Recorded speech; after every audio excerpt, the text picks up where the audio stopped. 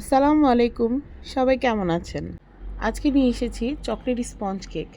আমি বেসটা রেডি করে নিচ্ছি। এর জন্য আমি ক্রাম কোট করে নিচ্ছি আগে। প্রথমে বাটার মিল্ক দিয়ে এর চকলেট গানাশ দিয়ে দেন আমি ক্রিমটা দিয়ে ক্রাম কোট করে ফ্রিজে রেখেছিলাম 2 ঘন্টা।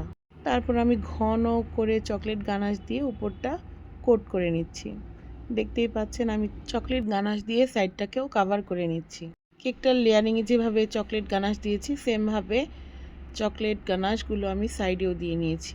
এখন আমি টুরি নজেল ইউজ করে একটা পাইপিং ব্যাগ করে এই যে ধীরে ধীরে ফ্লাওয়ার বানিয়ে নিচ্ছি।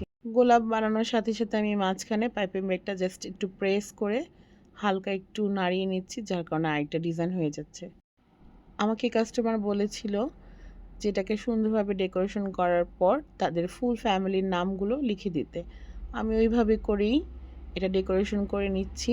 সেম টুরি নজল দিয়ে আমি নিচের জায়গাটা বর্ডার করে নিলাম। আমার ক্যামেরাটা অফ হয়ে গিয়েছিল, আমি জানতাম না, যার কারণে আমি ক্যামেরা অফ থাকা অবস্থায় নামটা লিখে নিয়েছি। এবং কাস্টমার আমাকে বলেছে এটার সাথে একটা নোট লিখে দিতে, আমি সেটাও লিখে বক্সের উপরে দিয়েছিলাম। এটা আমি এখন দেখাইনি, কিন্তু আমি এটার ছবিগুলো আপলোড করব, তখন সবাই দেখে নিতে পারবেন। এই হলো আমার কেকের ফাইনাল লুক।